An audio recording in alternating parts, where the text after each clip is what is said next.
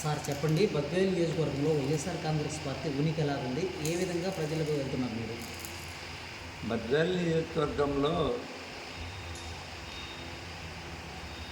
జగన్మోహన్ రెడ్డి గారు ఈ నియోజకవర్గాన్ని చేసిన డెవలప్మెంట్ కానీ ఆయన చేసినటువంటి పథకాలలో ప్రతి ఒక్కరికి ప్రజలకు అందడంలో ఎవరికి నడి మధ్య దళారు లేకుండా పంపించడంలో కానీ గోవిందరెడ్డి గారు మా నాయకుడు ఎమ్మెల్సీ డీసీ గోవిందరెడ్డి గారు ఆయన 20 ఏళ్ళ నుంచి బద్వేల్ని బాగా డెవలప్మెంట్ చేసిన బాగా కృషి చేసిండు. ఆయన ఒకటి అనేది కాదు, మళ్ళీ బద్వేల్లో ఇప్పుడు కొత్తగా చేసిన దాంట్లో అయితే బ్రహ్మసాగర్ నుంచి 86,000 వెచ్చించి కాలువ పెద్దగా 200 టీఎంసీలు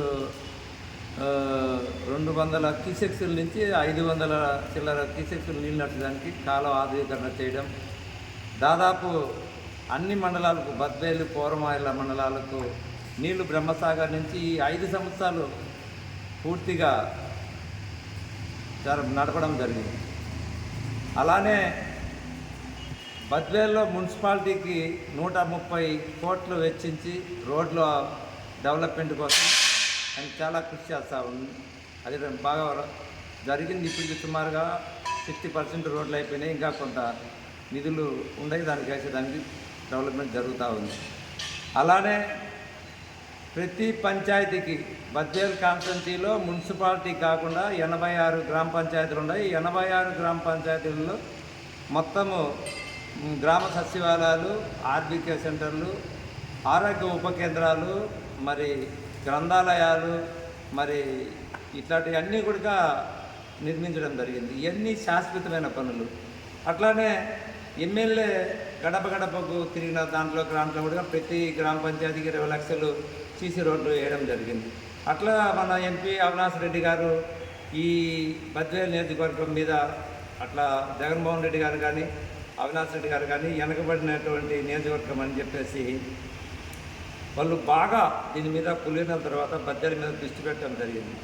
అలా దృష్టి పెట్టడం దాంట్లోనే జగన్మోహన్ రెడ్డి గారు గోవిందరెడ్డి గారితో కలిసి మాట్లాడి, ఎంపీ గారు ఎమ్మెల్యే గారు అందరూ కలిసి మాట్లాడే మనకు బద్వేలు నియోజకవర్గంలో సెంచురీ ప్లైవుడ్ పెట్టడం జరిగింది.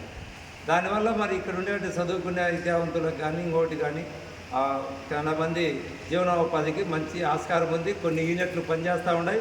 కనీసం దాదాపు 2,000 మంది దాకా పిల్లలను తీసుకోవడం జరిగింది. ఇంకా కూడా 2,000 మంది పైచీలకు తీసుకుంటారనమాట అన్ని యూనిట్లు స్టార్ట్ అయితే. మళ్ళీ అట్లానే మున్సిపాలిటీలో కానీ పూర్వమావిల్లో ఉండే ఆధునీకరణ చేయడంలో, రోడ్లు విస్తరణ చేయడంలో 25 కోట్లు వెచ్చించడం కానీ, మరి ఎత్తిపోతల పథకం కింద కాశీయాన మండలం ఆ నుంచి కల్సపాడు మండలం, మరి ఇట్లా అన్ని మండలాల్లో చెరువులకు అంటే కాలువకు తెలుగుగా కాలువకు ఎడెంగున్నటువంటి చెరువులు అన్నిటి కూడా మరి బ్రహ్మసాగర్ ద్వారాతో గోవిందరెడ్డి గారు కానీ మన ఎంపీ గారు కానీ ఎమ్మెల్యే గారు కానీ బాగా కృషి చేసి ఆగమేఘాల మీద వర్కులన్నీ 90% జరగడం అయిపోయిందనమాట. ప్రతి ఇంటికి గవర్నమెంట్ జగన్మోహన్ రెడ్డి గారు ముఖ్యమంత్రి అయిన తర్వాత ఆయన ముందుగా చెప్పినటువంటి వాగ్దానాలన్నీ పూర్తి నెరవేర్చడం, దళారీ వ్యవస్థ లేకుండా నేరుగా ఎవరైతే పేద ప్రజలు పథకాలకు అర్హులో వాళ్ళందరికీ చేర్చడం జరిగింది. ఇవన్నీ జరిగిన తర్వాత మేము ఇప్పుడు ప్రతి ఇంటికి పోతూ ఉన్నాం. క్యాన్వాస్లో ప్రతి ఇంట్లో కూడా సంతోషంగా మమ్మల్ని పిలిచడం, పలకలేయడం, మనం మంచిగా ఆహ్వానించడం, ఓట్లు తప్పకుండా వైఎస్ఆర్ పార్టీ ప్యాన్ గుర్తుకు ఓట్లు వేస్తామని భరోసా వేయడం, మాకు ప్రతి పల్లెకి పోయినా కూడా మేళతలతో ఆహ్వానం పలకడం, మాకు మంచి భరోసా ఇస్తూ ఉన్నారు. ప్రతి ఊళ్ళో బ్రహ్మరథం పడుతూ ఉన్నారు. మేము పూర్తిగా భారీ మెజార్టీతో గెలుస్తామనేటువంటి బద్వేలు నియోజకవర్గంలో మాకు పూర్తి నమ్మకం ఉంది.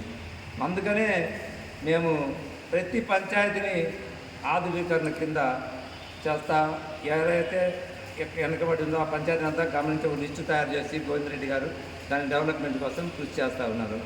ఇంకా మీరేమైనా అడగాల్సి ఉంటే దాంట్లో ఎంత మెజార్టీ రావచ్చు బద్వేలు నియోజకవర్గం అనేది మీరు మెజార్టీ గోవిందరెడ్డి గారు ఎమ్మెల్సీ గారు ఆయన చేసిన డెవలప్మెంట్కు ఆయన అంచనాలు ఎప్పుడు తారుమారు జరగలేదు. ఇప్పుడు గత 20 ఏళ్ళ నుంచి ఆయన అంచనాలు పూర్తిగా అందరికీ తెలుసు. ఆయన ముందుగా ఒక ప్రకటిస్తాడు, ఎలక్షన్కు ఓటింగ్ అయిపోయిన మళ్ళా రోజే దాదాపు మేము 45 నుంచి 50,000 మెజార్టీ బద్వేలు నియోజకవర్గంలో వస్తుందని మాకు పూర్తిగా నమ్మకం ఉంది. మా నాయకుడు గోవిందరెడ్డి గారి నాయకత్వంలో ఎప్పుడే కానీ ఆపోజిట్ పార్టీ వాళ్ళు కానీ ఈ ఎలక్షన్లలో సమస్యలు కానీ లేదు ఇంకొక పార్టీ మీద కచ్చ తీర్చుకోవడం కానీ అట్లాంటివి ఉండవు. డెవలప్మెంట్ మంచిగా ఉండడం, ఎక్కడే కానీ ఏ సమస్యలు లేకుండా సాల్వ్ చేయడం. అవతల పార్టీ వాళ్ళని కూడా ఏదైనా ఇబ్బంది పెట్టే రకం కాదు మా నాయకుడు. చాలా ఉన్నతమైనటువంటి విద్యావంతుడు, మంచి సౌమ్యుడు. ఆయన నాయకత్వంలో 20 ఏళ్ళ నుంచి పనిచేస్తాం. చాలా మాకు సంతృప్తికరమైనటువంటి నాయకుడు గోవిందరెడ్డి గారు. కాబట్టి ఆయన నాయకత్వం మళ్ళీ ఇంకా 10 కాలాలు ఉండాలా మాకు. ఆయన మాకే అందరికీ గురువు లాంటి వాడు.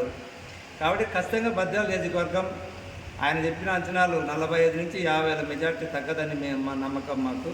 ఖచ్చితంగా అభివృద్ధి చేసి ఓట్లకు పోయి అడుగుతూ ఉన్నాం. ఏ గ్రామానికి పోయినా కానీ ఏమి కావాలో ఆ వనరులన్నీ కూడా ఇప్పుడేం మేము తెలుగుదేశం ప్రభుత్వం మాదిరి నీరు చెట్టు కింద పనులు చేసి ఆ వంకలు కూర్చి వంకలు వెళ్ళేసి అట్టడి కాదు కదా. ప్రతి గ్రామ పంచాయతీలో డెవలప్మెంట్ చేశాం. సీసీ రోడ్లు కావచ్చు, సచివాలయాలు కావచ్చు, ఆర్బీకేలు కావచ్చు, ఆరోగ్య ఉప కేంద్రాలు కావచ్చు. ఈ సచివాలయాల వ్యవస్థ పెట్టిందనే కదా నీకు దాదాపు కొన్ని లక్షల మందికి చదువుకునే విద్యావంతులకు ఉద్యోగాలు వచ్చినాయి. ఇప్పుడు లేకుంటే ఎక్కడి నుంచి వస్తాయి ఉద్యోగాలు?